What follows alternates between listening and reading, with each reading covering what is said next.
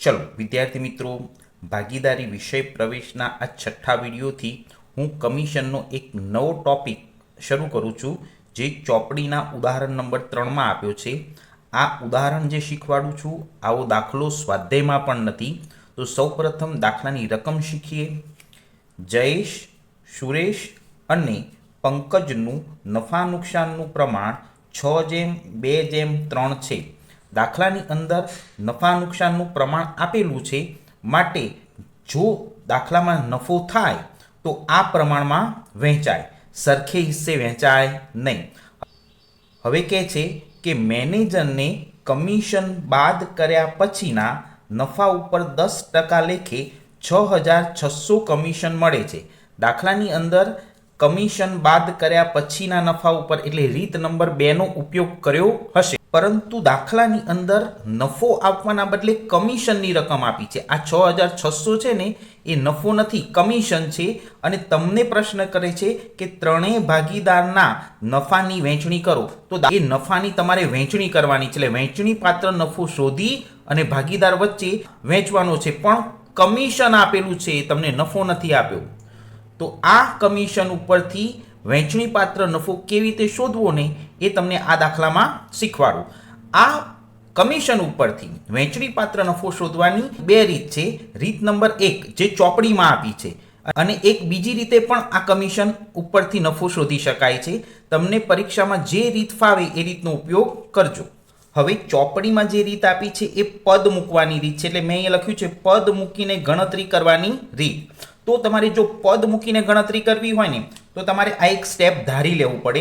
Commission બાદ કર્યા પછીનો નફો એ આપણે ધારી લેવો પડે, અને કમિશન બાદ કર્યા પછીનો નફો એટલે જ વહેંચણી પાત્ર નફો. હવે આ રકમ ધારીને કેવી રીતે ગણતરી કરવી તે શીખવા. તો સૌ પ્રથમ આપણે રકમ ધારી લેવાની. ધારો કે વહેંચણી પાત્ર નફો 100 રૂપિયા છે. હવે આ દાખલાની અંદર 10% કમિશન લખેલું છે, તો 10% કમિશન કોના 10% કરવાના? તો આ 100ના 10% કરવાના. તો કમિશન શોધવું હોય તો 100 રૂપિયાના 10% કરો તો 10 રૂપિયા કમિશન થાય. હવે આ બે સ્ટેપ જે છે ને એના ઉપરથી પદ મૂકતા આવડવું જોઈએ. આપણી પાસે દાખલામાં કમિશન આપ્યું છે અને આપણે વહેંચણી પાત્ર નફો શોધવો છે, તો 10 રૂપિયાથી પદ શરૂ કરવાનું. તો જો નીચે મેં પદ મૂક્યું છે કે કમિશન 10 રૂપિયા હોય તો વહેંચણી પાત્ર નફો 100 રૂપિયા. જો આ 10 રૂપિયા કમિશન હોય તો વહેંચણી પાત્ર નફો કેટલો હોય? 100 રૂપિયા. માટે જો 6,600 કમિશન હોય તો વહેંચણી પાત્ર નફો કેટલો હોય? આ રીતે પદ ચોપડીમાં મૂકીને આપેલું છે. આ પદ મૂકવાની રીત પણ સહેલી જ છે. જે વિદ્યાર્થીને આ પદ મૂકતા આવડે એ વિદ્યાર્થીઓ આ પદ મૂકીને જ ગણતરી કરે.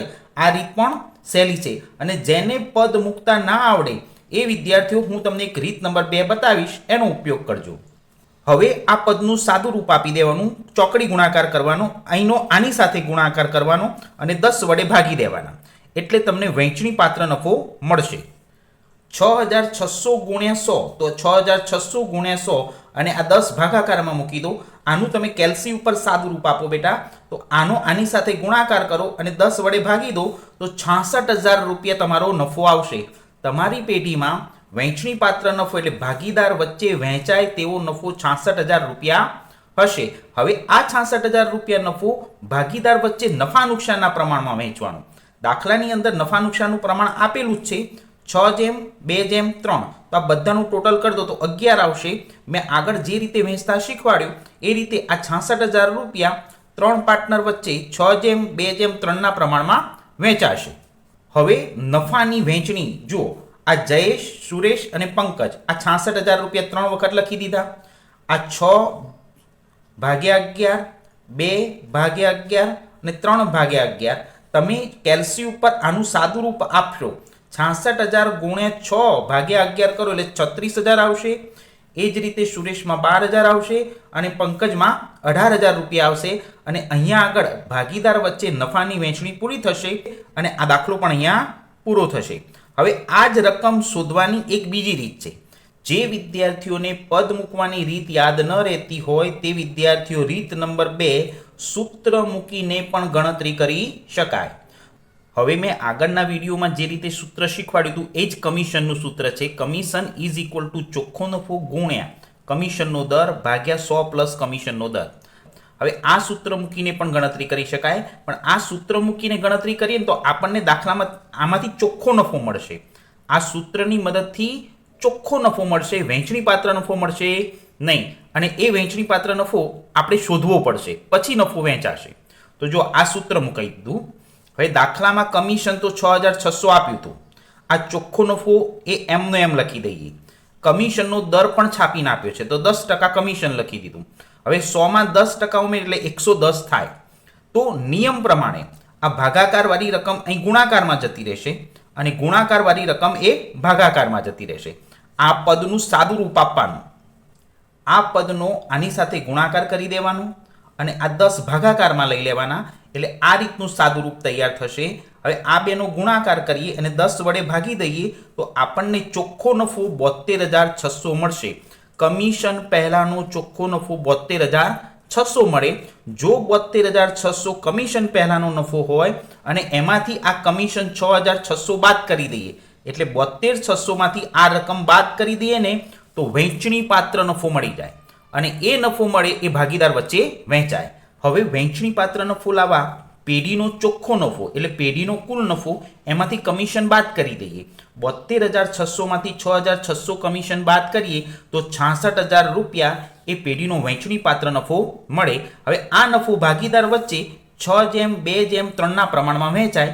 જે મેં તમને આગળ શીખવાડ્યું એ રીતે આ રકમને 3 ભાગીદાર વચ્ચે વહેંચી દો તો જયેશના ભાગે 36,000, સુરેશના ભાગે 12,000 અને પંકજના ભાગે 18,000 આવશે.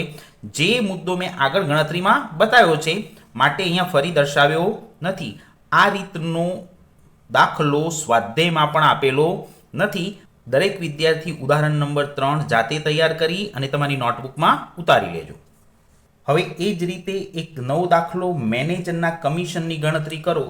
તો આ દાખલાની અંદર મેનેજરનું કમિશન ગણવાનું છે. હવે તમે મેનેજરનું કમિશન ગણો કે કોઈ ભાગીદારનું કમિશન ગણો, કમિશન કોઈ એક વ્યક્તિને જ આપવાનું છે, એટલે કંઈ સૂત્ર કે રીત બદલાતી નથી. પણ આ દાખલાની એક વિશેષતા છે, એટલે સૂત્રનો ઉપયોગ કરવો પડશે નહીં અને દાખલો સરળતાથી ગણી શકાશે.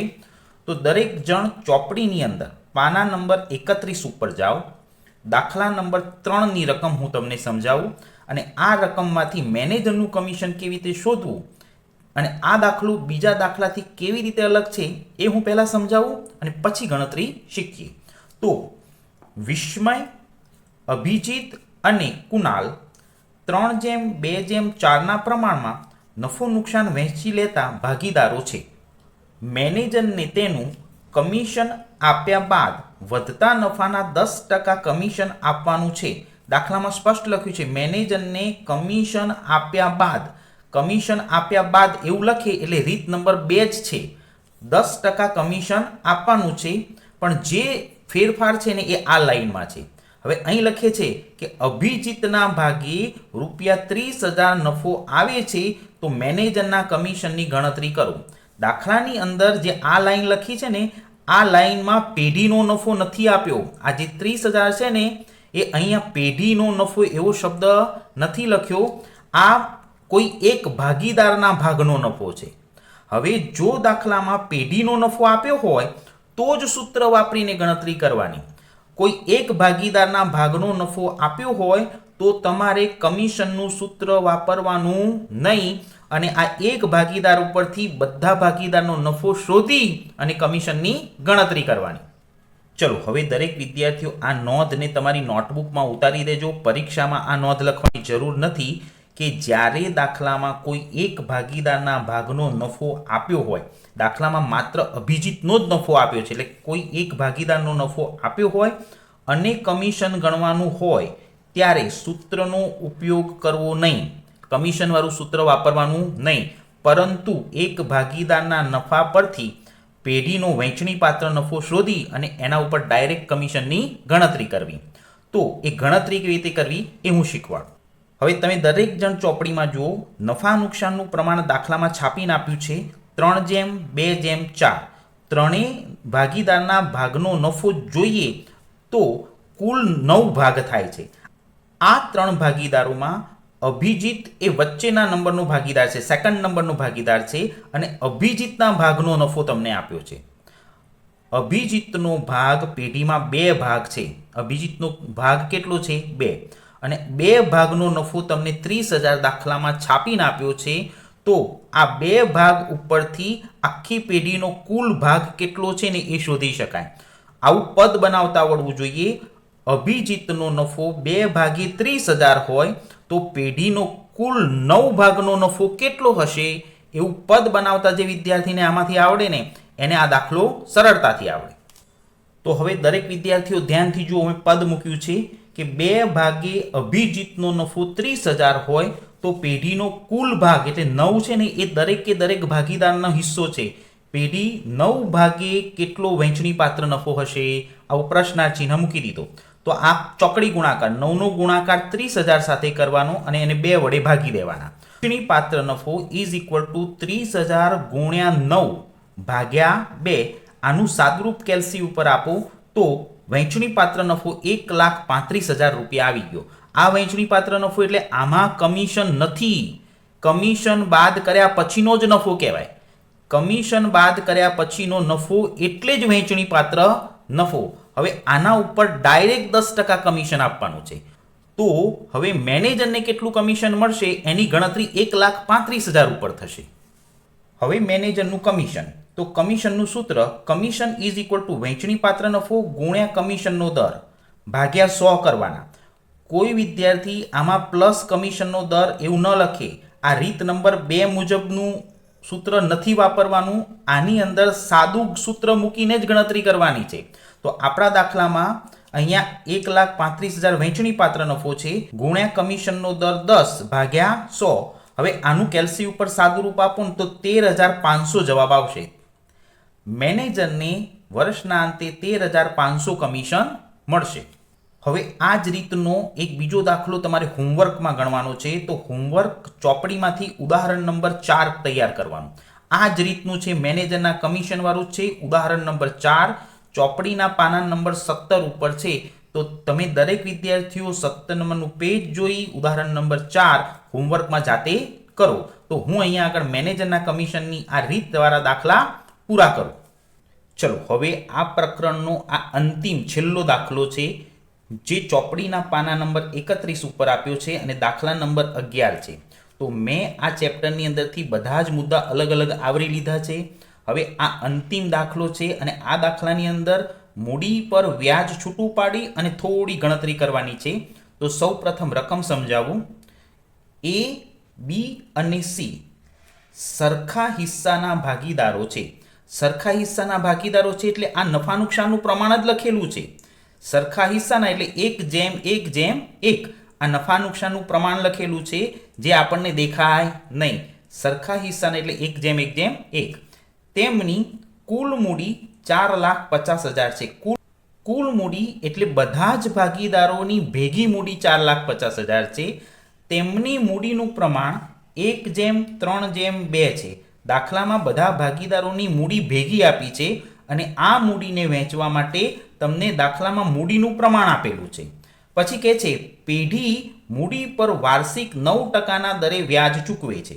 જો તમે દાખલામાંથી આ મૂડીને આ પ્રમાણમાં વહેંચી દો તો તમે 9% લેખે એ દરેક ભાગીદારનું વ્યાજ ગણી શકો. હવે એક શરત આપી છે, ભાગીદાર C ને મૂડીના વ્યાજ સહિત 73,500 મળ્યા છે. આ રકમ છે ને એ C નામના ભાગીદારને વર્ષના અંતે મળે છે, પણ લખ્યું છે મૂડીના વ્યાજ સહિત. તો આ રકમમાં મૂડીનું વ્યાજ છે અને એના ભાગનો નફો છે. વર્ષના અંતે કોઈ પણ ભાગીદારને એને જે મૂડી રોકી હોય એનું વ્યાજ પણ મળે અને એના ભાગનો નફો મળે. તો આ 73,500માં C નામના ભાગીદારની મૂડીનું વ્યાજ પણ છે અને એના ભાગનો નફો પણ છે. આ 73,500માંથી વ્યાજ કેટલું અને નફો કેટલો એ અલગ પાડી અને ગણતરી કરવાની છે. અને દાખલામાં પ્રશ્ન પૂછ્યો છે કે તો ભાગીદાર A અને B ને મૂડીના વ્યાજ સહિત કેટલી રકમ મળશે? 3 ભાગીદારમાંથી C નામના ભાગીદારને મૂડીના વ્યાજ સહિત મળતી રકમ છાપીને આપી છે. C ને આટલા મળે છે, તો આ જ રીતે A અને B ને કુલ કેટલા રૂપિયા મળશે એવું આ દાખલામાં પ્રશ્ન છે. તો સૌ પ્રથમ હું શું કરીશ, આ જે રકમ છે ને મૂડી, એને આ મૂડીના પ્રમાણમાં વહેંચી દઈશ. દરેક ભાગીદારની મૂડી વહેંચાઈ જાય એટલે એના ઉપર 9% લેખે હું વ્યાજ ગણી નાખીશ. પછી તમને આ સ્ટેપની ગણતરી બતાવું. હવે તમે તમારી ચોપડી તમારી સામે રાખજો. ચલો, હવે આપણા દાખલાની અંદર કુલ મૂડી 4,50,000 આપી છે. મૂડીનું પ્રમાણ 1:3:2 આપ્યું છે, એટલે બધાનો ભાગ એ કુલ 6 ભાગ થાય. તો આ 4,50,000 ને એ, બી અને સી વચ્ચે વહેંચી દેવાની. તો 3 વખત 4,50,000 લખી દીધા. હવે 1/6, 3/6 અને 2/6. મેં આ રકમની વહેંચણી કરતાં તમને અગાઉ શીખવાડ્યું છે. તો એની મૂડી 75,000 આવશે, બીની મૂડી 2,25,000 આવશે અને સીની મૂડી 1,50,000 આવશે. આ કુલ મૂડી 4,50,000 હતી, એમાંથી ત્રણેય ભાગીદારના ભાગની મૂડી વહેંચાઈ ગઈ. પરીક્ષામાં આ રીત બતાવવાની જરૂર નથી. તમારે કેલ્સી ઉપર આ 3 રકમો શોધવાની અને એને કેવી રીતે લખવાની ને એ હું તમને બતાવું. પરીક્ષામાં દાખલાની ગણતરી કેવી રીતે કરવી ને એ હું તમને સમજાવું. તો તમારે શું કરવાનું, આ રીતે 3 ભાગીદારો માટે 3 ખાના બનાવી દેવાના અને પહેલા સ્ટેપમાં લખવાનું મૂડીની વહેંચણી. તો કેલ્સી ઉપર 4,50,000 ને આ રીતે 3 વખત ડાયરેક્ટ વહેંચી દેવાના. એના ભાગે 75,000, બીના ભાગે 2,25 અને સીના ભાગે 1,50. આ રકમ ડાયરેક્ટ ભાગીદાર વચ્ચે વહેંચી દેવાની અને તરત એની નીચે એક લાઈન દોરી દેવાની. હવે આ મૂડી વહેંચાઈ ગઈ ને, તો આ મૂડી ઉપર તમારે 9% વ્યાજ ગણવાનું છે. આ મૂડી ઉપર કેટલા ટકા વ્યાજ ગણવાનું? 9%. તો કેલ્સી ઉપર 75,000ના 9% કરવાના. એટલે આના 9% કરશો એટલે 6,750 આવશે. આ રકમના 9% કરો ને 20,250 આવશે અને 1,50,000ના 9% કરો. 50,000 ગુણ્યા 9% દબાવશો એટલે 13,500 એનું વ્યાજ આવશે. તો આ રીતે મૂડી લખી દેવાની. સેકન્ડ સ્ટેપમાં એ મૂડીનું વ્યાજ લખી દેવાનું. અને આ રીતે મૂડીનું વ્યાજ લખી દેવાનું અને અહીંયા આગળ થોડીક જગ્યા રાખવાની. હવે આ જગ્યા ઉપર આપણે નફાની રકમ શોધવી છે, એટલે થર્ડ સ્ટેપની અંદર મેં નફો લખ્યું. હવે દાખલાની અંદર એ, બી અને આ સી નામનો ભાગીદાર છે. તો સીને મૂડીના વ્યાજ સહિત કેટલી રકમ મળે છે દાખલામાં છાપીને આપ્યું છે. હવે આ રીતે દરેક ભાગીદારના મૂડીનું વ્યાજ ગણાઈ જાય એટલે દાખલાની અંદર સીને મૂડીના વ્યાજ સહિત કુલ 73,500 મળે છે. હવે મૂડીના વ્યાજ સહિત 73,500 મળે છે એટલે આની અંદર મૂડીનું વ્યાજ છે અને નફો છે. તો 73,500 માંથી આ 13,500 બાદ કરી દઈએ. કેલ્સી ઉપર આ રકમ 73,500 છે. આ રકમ 73,500 છે, એમાંથી 13,500 બાદ કરી દો તો એ સીના ભાગનો નફો તમને અહીં 60,000 મળી જશે. તમારે શું કરવાનું, 73,500 માંથી 13,500 બાદ કરી દેવાના. આમાંથી આ રકમ બાદ કરશો એટલે એના ભાગનો નફો મળી જશે. હવે એક જણના ભાગનો નફો મળી જાય એટલે આ ભાગીદાર અને આ ભાગીદારનો નફો મળી જાય. દાખલામાં મૂડીનું વ્યાજ તો ગણી શકાય એવો રસ્તો હતો જ, પણ નફો કેટલો એ નહોતો. પણ દાખલાની પહેલી જ લાઈનમાં લખ્યું છે કે ભાગીદારો સરખે હિસ્સે નફો નુકસાન વહેંચતા ભાગીદારો છે. જો સીને 60,000 નફો મળે તો એને પણ 60,000 મળે અને બીને પણ 60,000 મળે. દાખલામાં નફા નુકસાનનું પ્રમાણ સરખું છે એટલે આ એના હિસ્સાની નફાની રકમ પણ 60,000 હશે, બીના હિસ્સાની રકમ પણ 60,000 હશે. અને દાખલામાં પ્રશ્ન પૂછ્યો છે એને વ્યાજ સહિત કેટલા મળે અને બીને વ્યાજ સહિત કેટલા મળે. તો આ બંને રકમનું ટોટલ કરી દઈએ તો એને કુલ મળતી રકમ મળી જાય. તો આ 60,000માં 6,750 ઉમેરી દઈએ તો 66,750 એના હિસ્સે મળતી કુલ રકમ. એ રીતે આ 60,000માં આ રકમ ઉમેરી દઈએ તો 80,250 એ બીને મળતી કુલ રકમ. દાખલાની અંદર આ બે રકમ શોધવાની હતી. આ દાખલો પરીક્ષામાં આ રીતે ચોરસ બોક્સ દોરીને ગણી નાખવાનો, વધારાની ગણતરી અલગ કરવાની જરૂર નથી. હવે આ જ રીતનો એક બીજો દાખલો કરવો હોય તો હોમવર્કમાં ઉદાહરણ નંબર 11 કરવાનું. ચોપડીના પાના નંબર 20 ઉપર છે. તો 20 નંબરના પેજ ઉપર જાઓ બેટા. 11 નંબરનું ઉદાહરણ જાતે વાંચી સમજી અને આ રીતે ગણતરી કરો તો તમારું ઉદાહરણ નંબર 11 પૂર્ણ થશે. તો આ ચેપ્ટરના બધા જ ટૂંકા દાખલા હું અહીંયા પૂરા કરું છું.